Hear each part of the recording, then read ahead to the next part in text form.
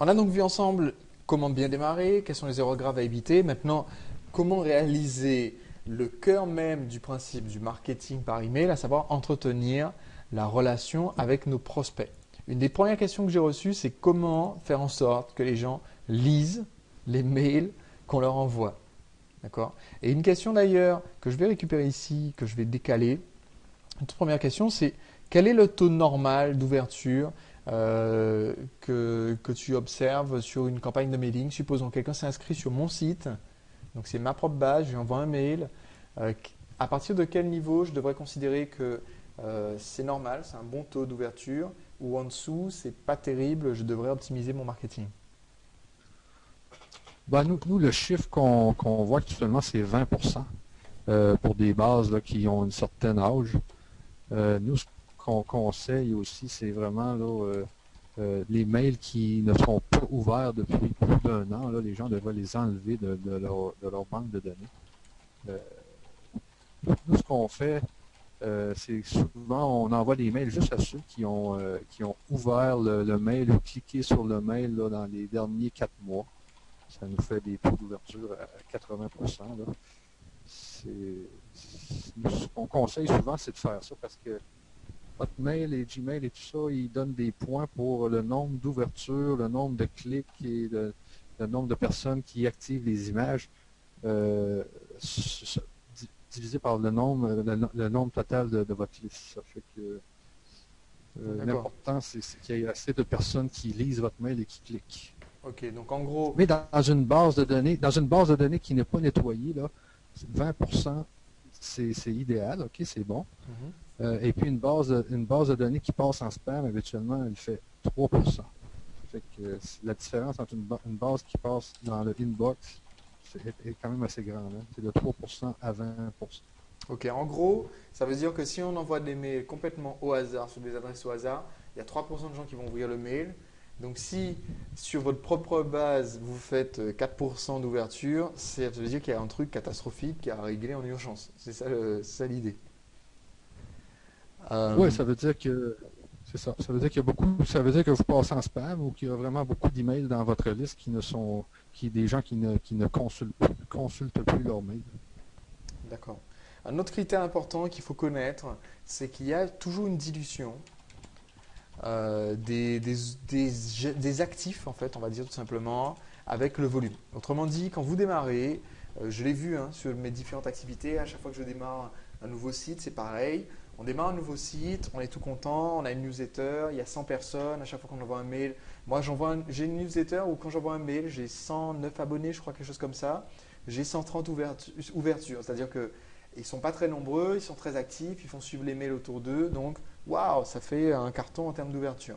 Je sais très bien que quand cette base va passer de 100 à 1000, au lieu d'être à 130% d'ouverture, je vais tomber à 60% si je suis très très bon. À 2000, je vais tomber à 30-40%. Et puis au-delà Oui, d'un certain volume et d'un certain âge aussi de la base, voilà. Moi, ce que j'ai vu, c'est une moyenne sur les grosses bases quand ça fait plus d'un an, plus de 2 ans que la liste existe et qu'on lui écrit régulièrement. Pas, on a des adresses, on ne leur écrit jamais.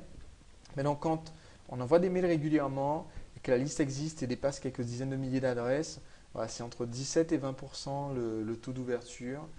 Je connais une seule personne qui fasse plus de 25% de taux d'ouverture sur une base qui a plus de 2 ans.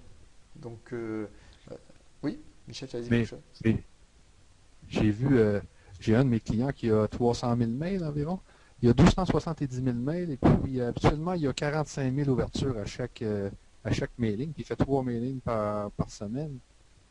Mais une fois, il a écrit «Ceci est mon dernier message». Mais il y a 80 000 personnes qui ont ouvert son mailing. Le double, presque le double. C'est juste pour te dire que les gens regardent quand même, mais les gens n'ouvrent pas le mail ou n'activent pas les images. Mais il y a quand même des... Quand vous envoyez un mail et qu'il y a 20% d'ouverture, dites-vous qu'il y en a d'autres qui voient votre mail. Ça, vraiment, je l'avais vu avec cet événement-là. Là. Il avait quasiment doublé juste avec son titre. D'accord. C'est un concept essentiel justement, c'est qu'au bout d'un moment, c'est ce que j'appelle la durée de demi-vie du prospect. C'est un terme qui ont une licence en sciences physiques aussi par rapport à la radioactivité ou d'un moment, ou des choses comme ça. Au bout d'un certain temps, les prospects refroidissent, c'est-à-dire qu'ils arrêtent ils arrêtent de cliquer, mais ils jettent un œil à ce qu'il y a dans le mail. Un peu plus tard, ils arrêtent d'ouvrir le mail, mais ils jettent un œil au titre du mail. Et c'est quand même des prospects qui sont là, qui jettent un œil, qui restent au courant de ce que vous faites, mais qui ne sont pas super motivés.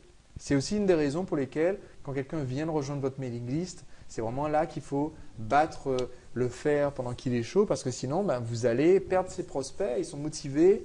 Un exemple tout simple. J'ai une mailing list, c'est comment faire des rencontres et trouver l'âme sœur. Quelqu'un qui s'inscrit sur la mailing list en février, par exemple, ben, en mars, il y a un certain pourcentage qui a rencontré quelqu'un. En avril, il y a un pourcentage encore plus grand. En mai, encore plus. Bon, voilà, au bout d'un an, sur cette base-là, j'ai un pourcentage de gens qui ont rencontré quelqu'un, sont en couple, il y en a qui ont des bébés, il y en a qui sont mariés, il y en a qui ont décidé que finalement les femmes ça les intéresse plus, il y en a qui sont dans le boulot. Et donc au bout d'un moment, les gens se lassent un petit peu. Donc c'est normal de voir un petit peu diminuer le volume d'ouverture. Par contre, c'est clair que si vous passez en dessous des 20%, il faut commencer un peu à tirer la sonnette d'alarme. Ça veut dire que ce que vous faites commence à lasser vraiment les gens qui sont inscrits sur la mailing list. Alors une question en parlant justement d'interagir avec les gens qui sont sur notre liste. Euh, Est-ce que tu as des recommandations par rapport au tutoiement ou au vouvoiement quand on échange avec nos prospects par mail? Ben, moi c'est vraiment quand on s'adresse aux gens comme si on était leur ami, là, des fois ça fonctionne, ça fait plus de clics, euh, puis des fois ça fonctionne. Puis dans ce temps-là, ben, il ne faut pas mettre de graphique et tout ça. Il faut oublier de faire un mailing en HTML. C'est vraiment comme si on écrivait de particulier à particulier. Et moi, je pense que c'est plus une technique de vente de tutoyer. Les gens se sentent mieux et puis sont plus enclins à acheter des produits. Euh, mais oui, je pense que c'est une technique de vente qui est quand même bonne. D'accord. De mon côté d'ailleurs, j'ai deux sites avec deux approches complètement différentes, puisque voilà, sur mon site où je m'adresse aux entrepreneurs, c'est le vouvoiement systématique, alors que sur les sites avec les conseils de séduction, j'ai adopté le tutoiement parce qu'au début, j'ai sondé ma base quand j'atteins les quelques mille et quelques prospects, j'ai sondé et les gens m'ont dit à plus de 80%, voilà, je veux du tutoiement. Donc je tutoie toujours sur cette base. Par contre, il faut aussi savoir que quand vous tutoyez ou quand vous vous voyez, vous n'allez pas attirer le même public aussi au bout d'un moment. C'est-à-dire que rien que le fait de passer au tutoiement dans les mails, ça va aussi avoir tendance à attirer des gens qui n'ont pas le même état d'esprit, quelquefois aussi des gens qui sont plus jeunes qu'avec un vouvoiement. Et un autre point essentiel, autant vous pouvez tutoyer dans les mails, c'est une question d'approche, autant je vous déconseille vivement de tutoyer sur les pages web. Si vous ne vous adressez pas à une cible des 15-18 ans. Si vous vous adressez à des adultes et que vous tutoyez sur votre page web, par exemple votre page de confirmation, si vous dites c'est bien, tu es maintenant inscrit à la newsletter, ça fait vraiment une impression que vous paternalisez, vous parlez à un ado.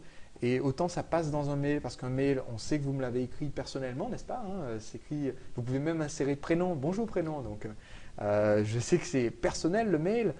Sur votre site web, tout le monde sait que c'est pas personnel et donc le tutoiement ne passe pas, mais alors pas du tout. Parlons maintenant justement de cette fameuse séquence de mails. Je donne quelques conseils aux entrepreneurs qui suivent ma formation par rapport à la séquence de mails. Je voulais savoir si tu avais des conseils sur quelques lignes à suivre par rapport à l'espacement des messages. Mettons que quelqu'un s'inscrit sur ma mailing list le lundi. Qu'est-ce que toi tu recommandes? Est-ce que tu attends une semaine avant de lui envoyer un message? Est-ce que tu dis de lui écrire tout de suite? Qu'est-ce que tu donnerais comme conseil là-dessus?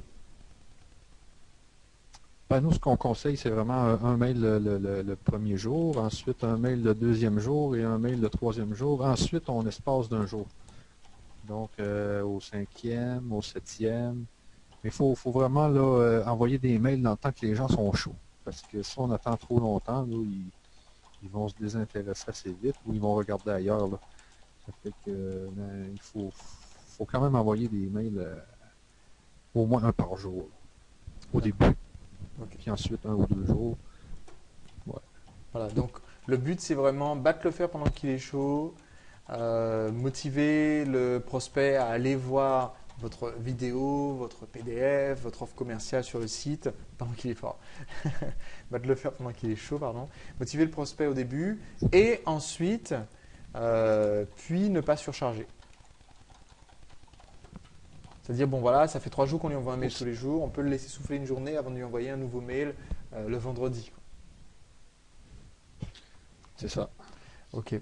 Voilà, moi ce que je recommande d'ailleurs, même dans les mails du début, il y a certains objectifs à atteindre. Moi je dirais dans les tout premiers mails, maintenant mon objectif c'est vraiment de ramener le prospect à nouveau sur le site, sur la page que je veux qu'il voit. Souvent ça va être la page avec l'offre commerciale.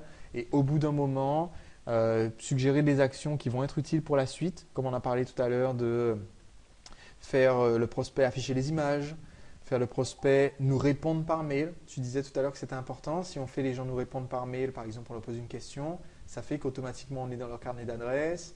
Ça fait qu'automatiquement aux yeux de Gmail par exemple, s'ils nous répondent, c'est que ça doit être intéressant ce qu'on leur a envoyé. C'est ça, hein, c'est un point Oui, positif. exact. Voilà, donc dans la suite de la séquence,